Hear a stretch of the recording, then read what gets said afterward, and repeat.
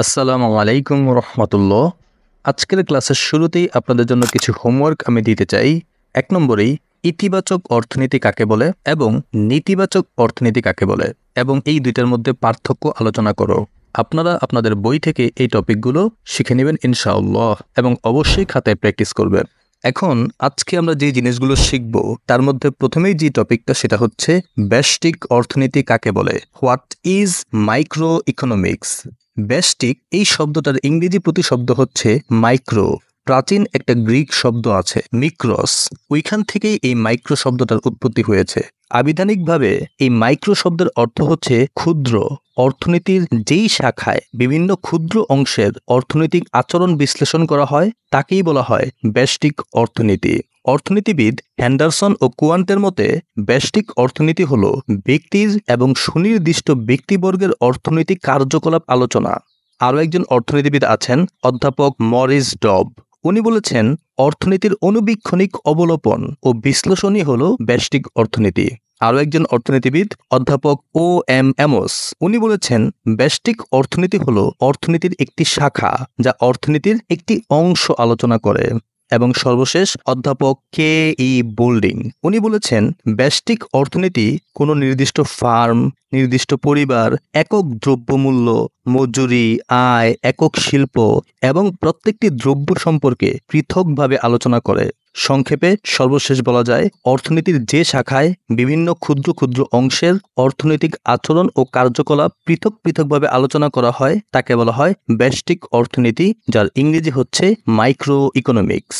এরপর আমরা যে টপিকটা নিয়ে আলোচনা করব সেটা হচ্ছে সামষ্টিক অর্থনীতি মানে ম্যাক্রো ইকোনমিক্স। সামষ্টিক এটার ইংরেজি হচ্ছে ম্যাক্রো।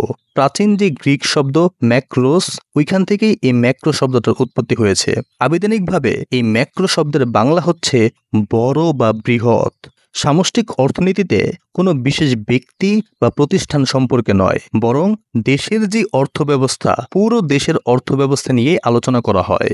এখানে অর্থনীতির বিভিন্ন সমস্যা সম্পর্কে একক বা খণ্ড খণ্ডভাবে আলোচনা না করে সামষ্টিকভাবে বিশ্লেষণ করা হয়ে থাকে।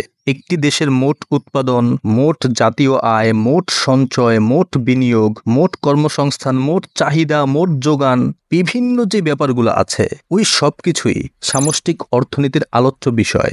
অধ্যাপক বোল্ডিংয়ের মতে পৃথক পৃথক পরিমাণের পরিবর্তে এদের সমষ্টি, ব্যক্তিগত আয়ের পরিবর্তে জাতীয় আয়, বিভিন্ন দ্রব্যের দামের পরিবর্তে সাধারণ যে দাম স্তর আছে, ব্যক্তিগত উৎপাদনের পরিবর্তে জাতীয় উৎপাদনই হলো সামষ্টিক অর্থনীতির প্রতিপাদ্য বিষয়। আরও একজন অর্থনীতিবিদ জি একলে, ওনার মতে সামষ্টিক অর্থনীতি বৃহদায়তন পরিবেশে অর্থনৈতিক কার্যক্রম সম্পর্কে আলোচনা করে। এরপরে আরও একজন অর্থনীতিবিদ ও এম এমোস, উনি বলেছেন সামষ্টিক অর্থনীতি হচ্ছে অর্থনীতির একটি শাখা যা সমগ্র অর্থনীতি নিয়ে আলোচনা করে। সর্বশেষ বলা যায় অর্থনীতির যে শাখায় একটি অর্থব্যবস্থার সামগ্রিক আচার আচরণ বিশ্লেষণ করা হয় তাকে বলা হয় সামষ্টিক অর্থনীতি, যার ইংরেজি হচ্ছে ম্যাক্রো ইকোনমিক্স। এখন আপনাদের জন্য আরও একটা হোমওয়ার্ক, এই যে ব্যষ্টিক অর্থনীতি ও সামষ্টিক অর্থনীতির মধ্যে পার্থক্য আলোচনা করো। আপনারা আপনাদের বই থেকে এই পার্থক্যগুলো শিখে নেবেন এবং অবশ্যই খাতায় প্র্যাকটিস করবেন। এছাড়াও আরও কিছু হোমওয়ার্ক আপনাদেরকে আমি দিতে চাই, যেমন ব্যষ্টিক অর্থনীতি ও সামষ্টিক অর্থনীতির পারস্পরিক যে গুরুত্ব এটা আলোচনা করো। তারপরে আলাদা আলাদাভাবে কিছু টপিক আছে যে ব্যষ্টিক অর্থনীতির পরিধি বা বিষয়বস্তু আলোচনা করো, সামষ্টিক অর্থনীতির পরিধি বা বিষয়বস্তু আলোচনা করো, ব্যষ্টিক অর্থনীতির সীমাবদ্ধতা। এছাড়াও আপনারা আপনাদের বই থেকে আরও বিভিন্ন টপিক আছে যেগুলো দেখবেন, শিখবেন এবং অবশ্যই খাতায় প্র্যাকটিস করবেন। আজকে এই পর্যন্তই, আগামীতে আরও বিস্তারিত আলোচনা করব। Till then take care. আসসালামু আলাইকুম রহমতুল্লাহি ওয়া বারাকাতুহু।